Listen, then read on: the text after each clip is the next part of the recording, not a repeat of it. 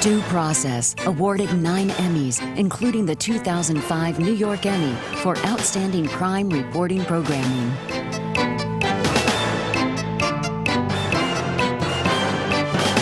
Major funding for Due Process provided by the New Jersey State Bar Foundation, committed to educating the public about the law, and by the Fund for New Jersey, supporting informed citizens for an effective democracy.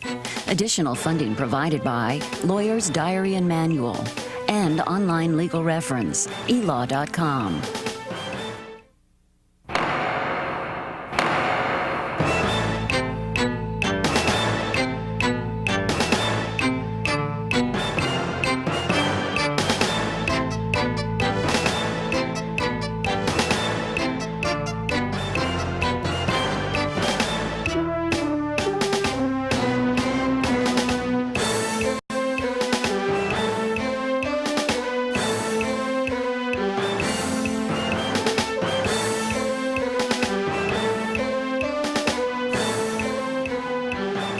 If you were around in 1967, if you worked in Newark, if you'd been to Newark, if you'd heard of Newark, you're likely to remember those days in July. But if you lived here, it's a summer you can never forget. And that's why on the anniversary of Newark's civil disorders, Sandy King brought together an extraordinary group of Newarkers for an hour of intense conversation. Some of them had appeared in her 1987 documentary, Newark, The Slow Road Back. One of them, now Newark's mayor, hadn't yet been born in that summer of '67. But each of them has a unique point of view on the pivotal event in this city's history. Here then, part 2 of the Due Process special, Slow Road 2007, a community conversation. And we welcome back longtime Newark activist Dr. Robert Curvin, Newark historian Dr. Clement Price, Maria Viscarando, the Newark Child and Family Well-Being Chief, Monsignor William Linder, founder of Newark's new Community Corporation, Newark attorney Junius Williams, who heads the Abbott Leadership Institute, Frederica Bay of the Women in Support of the Million Man March, Steve Adebato, founder of Newark's North Ward Center and Robert Treat Charter School, and finally, Newark's mayor, now 1 year in office, Cory Booker. Welcome, Mayor. Welcome to you all. Father Linder, you were in... I was a block and a half in the middle from the of the 4th Central Ward Precinct, at Queen of Angels. And I was there every day, out there. Were you shocked, or had you seen enough by then not to be surprised that no one was held accountable? Oh, it was very much. I appeared before grand jury willingly. But was it for what you I would, saw. Was that what you would have expected, or No, I did you expected hope at that point. that there would be some accountability? I was much younger and probably expected something to be done. That's why I testified. I saw looting. I saw a police force under control. I'm talking about looting by police. I saw people mishandled. I saw a police force very poorly trained. And then no one talks about the corruption of the Newark Police Department and their tie to what was going on at the time in the community. I mean, it was open. There's no secrets about this. This was not a legal or a constitutional grand jury. This was about power and politics. And the presentation to the grand jury and the grand jurors were saying, look, you know, you had all this looting, you had all this violence. We're not going to hold these white officers accountable. I mean, pure and simple. It's that way today. It has not changed. Yeah. I mean, you know, and I mean, you can go from Eleanor Bumpers, I mean, you just go on, and we don't even have to go to New York. Right here in New Jersey, you know, where grand juries just will not indict police when it is clearly egregious, and they just will not do it. So, I mean, you know, what we did in the 1960s was, there was the Black Power movement, there was SNCC, there was, you know, the Civil Rights movement, there was the Nation of Islam. The power was then in our hands, and it's now in our hands. There's no doubt about it in my mind. And I remember working then from starting college and being part of many great movements that were in the city of people trying to self-determine the empowerment of this community, being involved, creating freedom schools out of storefronts, getting involved in the Black and Puerto Rican Congress to get the first Black mayor with elected. Ramon Rivera and Amir But Zaraq and everybody. we never got enough external support for the work we were doing. If we got support from a foundation or if we got state or federal help, it was on their terms, not what we, the leaders in the community, felt was best for our community. Yeah, but you're And that was talking about, always but one Maria, of you're the talking things. about an informed community, and that's something that too often in this town we haven't had. Informed and organized. And Bob, you know, for those of us who were around in '67, it is among our clearest, most detailed memories. But what about Newark's children today? Here's a sampling. Wait, hold on. What's the Newark riots? At this point, I can't tell you nothing because I wasn't born around that time. Gangs broke out or whatever? Probably. Yeah, and like a lot of fights, burned down buildings, stuff occurred. I think it was about them giving a curfew or something, and people got mad about it, and they started a riot. They changed the city because the city had been segregated, like whites and blacks, and like the blacks were really put down in this city. They rebelled against the city and they burned down a lot of the buildings that were in the surrounding areas. I don't remember what year. It was in the 1800s, I believe. No, 1900s.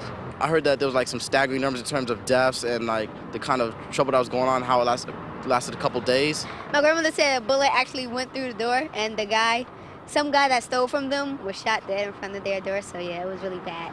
1960s, I think. Yeah, I think 1960s. Mayor Booker, that was Science High School. Are you shocked? Not at all. Look, I'm a policymaker, I'm managing a city, but people don't realize this. On weekends, I'm out in my streets. I have guys constantly coming in and meeting with me in the morning because there's an urgency and a desperation. I sat down with 3 drug dealers trying to help them find a job in my living room a couple days ago. And when you start getting them to talk about the larger world around them, they don't put it in a historical context. There's immediacies that they're trying to meet in their daily needs. And those urgencies are still existing in our city. And that, to me, if there's any lesson I'm trying to draw from the history, is not only that people remember facts and dates, but that people remember that those urgencies still exist and we still have to address them. And I'm shocked. I've been in mayor for a year now. And let me just give you one example. We came into City Hall, we couldn't believe that there were people cleaning toilets, there were people on backs of sanitation trucks, and they weren't even earning enough money to pay their rent, to buy food for their families. So we said, how could we not have passed a prevailing wage law? And here we are 40 years from the riots. We passed a prevailing wage law. I meet guys all the time who come home from prison, which, by the way, people think that New Jersey has come so far. We have 14% African Americans in New Jersey, and our prison population is over 60% black. And so you meet these guys that come home so earnestly just want help, just want an opportunity, but they run into a whole slew of laws that hold them back from joining the economy. Why haven't we done more about that? We talk about affirmative action. We've had affirmative action laws on the books for years in the city of Newark. And we come in and we find out that we hadn't enforced one affirmative action law in home building in the city of Newark. Thousands of homes being built. I have kids that come up to me that know. I turn around, I see that house is being built by this outside developer. That house is being built. When do black people? I have young guys who are in their 20s that probably couldn't tell you the names of the people that died in the riots or what exact date it was in time. But they know one thing, they were never given plots of land to develop within their own city, never given the opportunity. So what we're trying to do in my generation, and I have to be honest with you, most of my senior staff was not alive during the riots, during the rebellion. But what we're trying to do is correct what we think policies that should have been changed decades ago, trying to make it happen so that if I'm an 18-year-old kid in the city of Newark, I have now a lot of opportunity. I have opportunity to get jobs within my own city, to start a business within my own city. We just started a minority loan fund for black businesses because black businesses in the city were telling us they couldn't get loans from their own banks. But let me ask historian Clem Price whether it isn't also important, all those public policy questions being hugely important, but is it not also important for our kids to know where they come from? Oh, absolutely. I think of Charles Cummings in saying this. For over a generation, Charles reminded Newark that it was the 3rd oldest city in the United States, and he tried to weave into the civic fabric of this town pride and historical literacy. I think it really matters for people to know what happened in 1967. because it was a turning point in the city's history. And also, if you look at 1967 through several lenses, American history plays out. Race, class, official misdeeds by the police and also by the National Guard and the state troopers. That is an American story played out on old American streets. I want to jump in here because I think it's really important, I agree, for young people to know about the riot, or the rebellion, or the revolution, whatever it was to them. But I also think it's important for them to know about other things about Newark's history, about the struggle about the medical school, about the struggle with the telephone company to get linemen hired. When we went to the telephone company, there was one minority lineman in the entire state of New Jersey in the 1960s. So I'm willing to agree with that. Children need to know that. Children need to know about, they also need to know about the cultural history of the city. I find it offensive, frankly, to believe that the riot should really define our history. It's important, and let's teach about it. But there are lots of other things that we need to put onto that menu. And my only point is, with all due respect, Carter G. Woodson said it best, the primary cause of human suffering is forgetfulness. But I also tell you this, that teenage cynicism is born from adult hypocrisy.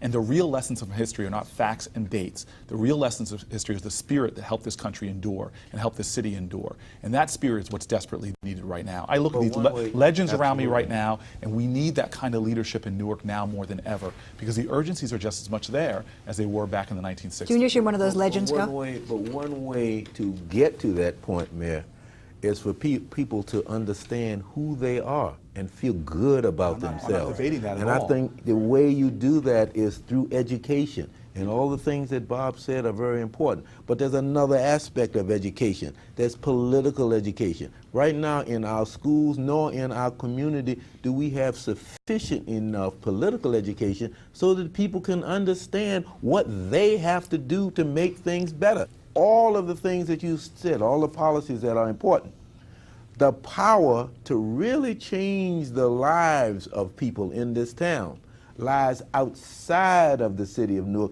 and people got to get organized to go and take it. Steve, right after the next tape, I'm coming back to you, but there isn't a better time to go to Amiri Baraka than right now. The summer of '67, it brought trauma and pain, but it brought new hope as well, as Frederica has said.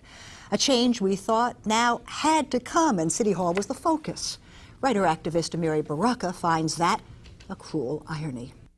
The one problem in this town is that we have been pacified by our own appearance of progress, you know. See, when we had white racists straight out running our lives, I mean, even though they wanted to blame the rebellion on me, I got my head split open, my teeth knocked out, got sentenced to 3 years in prison with no parole. You know, I mean, I remember the judge reading a poem of mine, you know, and saying, this is a prescription for criminal anarchy. I said, well, do you think they came into my house and read the poem before they set fire to the city? But it's that the fact that we got rid of the one kind of impediment to our lives has pacified a lot of people. I thought, well, all we have to do is get rid of those white folks, and we would live happily ever after, so to speak.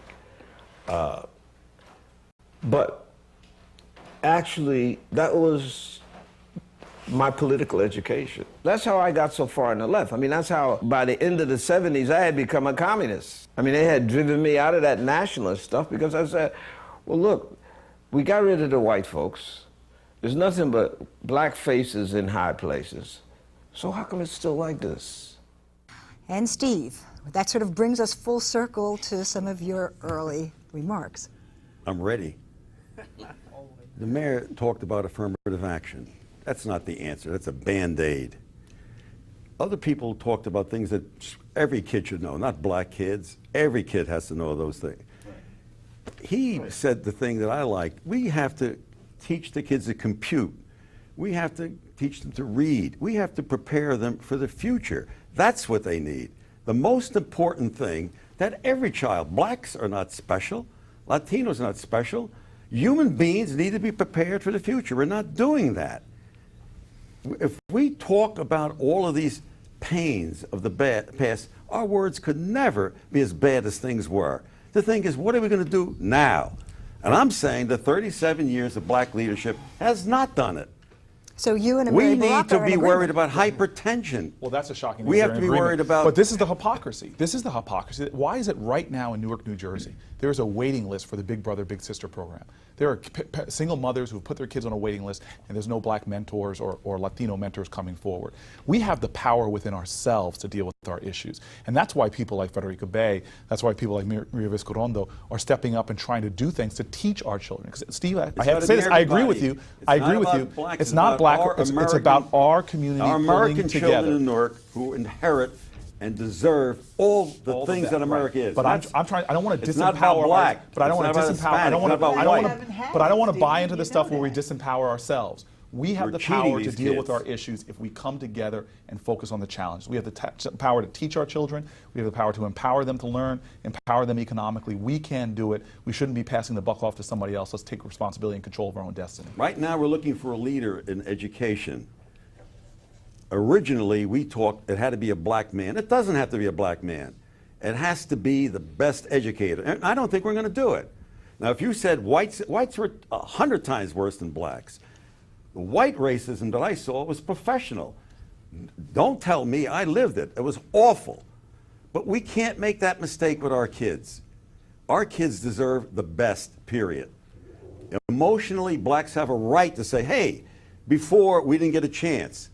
But if we're going to give our kids chance, we have to use our resources. Now we're going to pick a superintendent. Damn it, let's pick the superintendent and the leaders who can do it.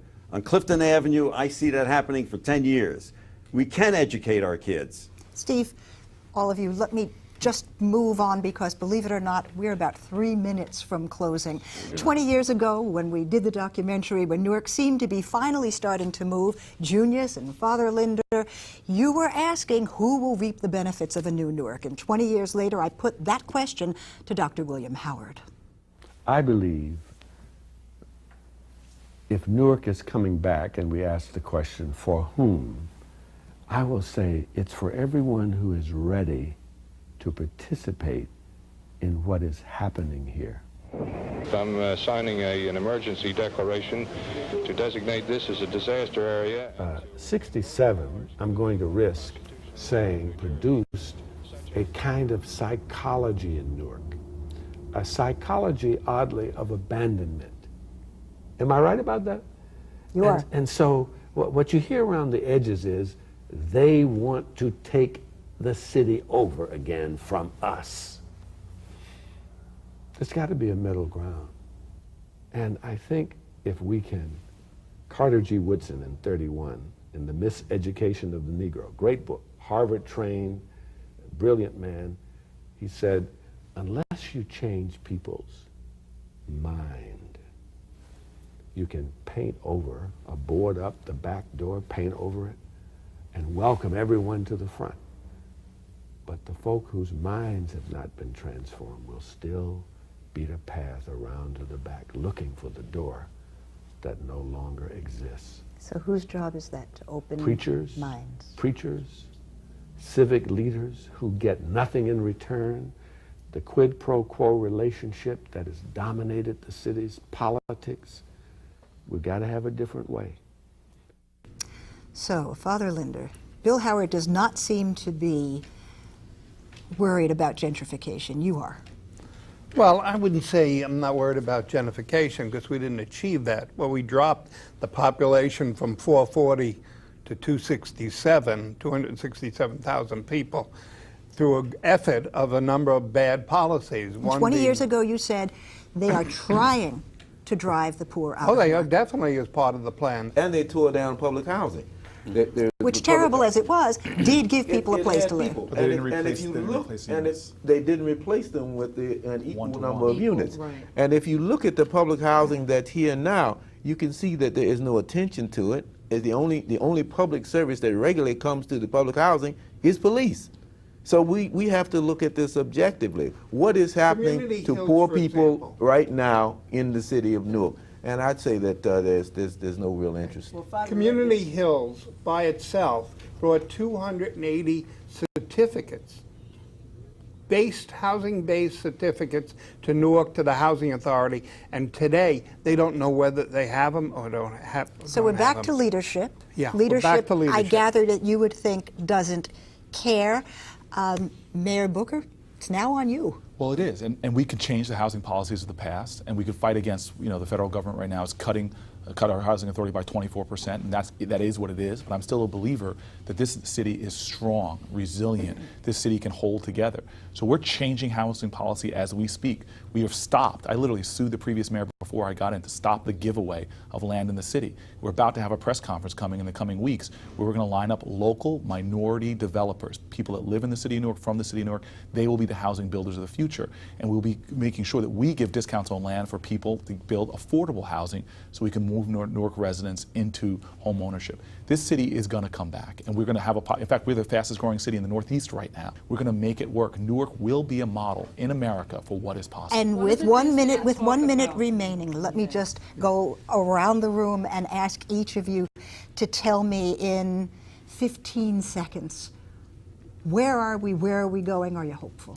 I'm hopeful Newark finally, I think, has, and I like what the mayor just said, there's credible evidence that Newark, for the first time in a generation, is looking ahead rather than at its past. And that's a transformation that I've long wished for. Father Linder. Yeah, I think it's hopeful because I think it's a new day politically, and I think that's good. And we certainly have to leave behind the past there, that's for sure. And Once I think we get the analysis right. And then we have to begin to build with the people. They're the strength of our city. I am very hopeful for this city because it is resilient. We have a waiting list for our Adelaide L. Sanford Charter School because we have a history of teaching children, black children in particular, and raising and loving and teaching to the highest level. And that black people have to teach black children. There's no doubt in my mind. In totality, American history is in general, and Newark history is in particular, a perpetual testimony of the achievement of the impossible. I love this city. I have faith in my people. In the next 5 years, Newark will be the national story for urban transformation. Steve, Mark can my we do words. the impossible here? You're already doing it at your charter school. No, the 9 people, including you as a moderator, that's the promise, the minds, experience of the people here caring about Newark. My God, of course we have hope. Junius? I like what the mayor said. It can't be done without the help of the people, organized, educated, and proceeding from the correct analysis of what the problem is. If we do that, then we'll make that goal. Maria Viscarando. I think for the first time now we have an opportunity under the leadership of a Cory Booker to have government be a facilitator so that all this great work that's being done in the Central Ward and the North Ward gets permeated across and in other places like what Federica's doing, and have it available for everybody in the city of Newark. That's going to make the difference. Bob Kervin, you get the last word. Are you as much of an optimist as the other folks who are sitting here? I want to just reiterate, I think, what Junia said, that the mayor gives us hope. And I wish for nothing more than his success, really. But I also realize that it's absolutely essential that we, from the community perspective, organize, continue to demand and ask for change, and help, in fact, this transformation to take place. I think that a lot of good things have happened in Newark, particularly in the last 15 years, as Clem has said, and better things can happen. You have been an extraordinary panel. This has been an extraordinary hour. I thank this incredible group, all Newarkers, for helping to lend context and clarity to a critical piece of history for this city and this state. In the NJN studio here in Newark, I'm Sandra King.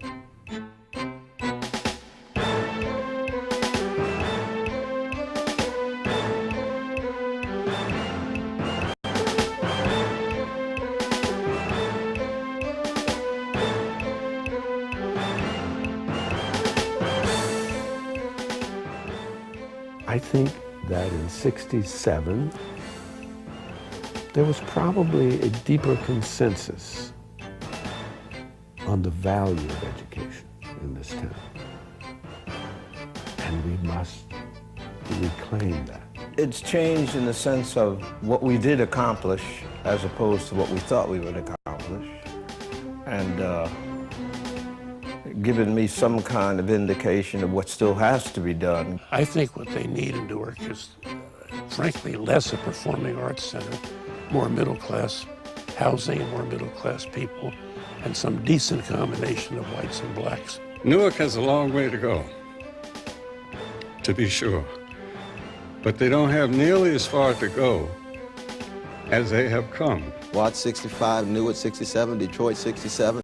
Those are fundamental truths that we have to come to terms with. The younger people coming along really don't have much of a framework, you know, to put things in context, and for them to read about it and watch it and see and find out exactly what happened, I think is healthy.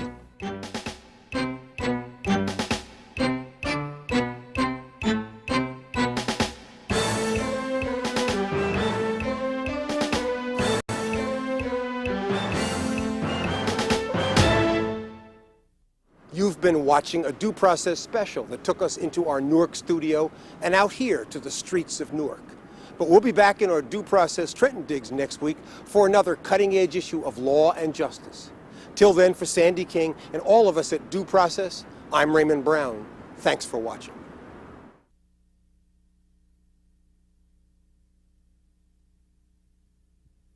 Major funding for Due Process provided by the New Jersey State Bar Foundation, committed to educating the public about the law, and by the Fund for New Jersey, supporting informed citizens for an effective democracy. Additional funding provided by Lawyer's Diary and Manual and online legal reference, elaw.com.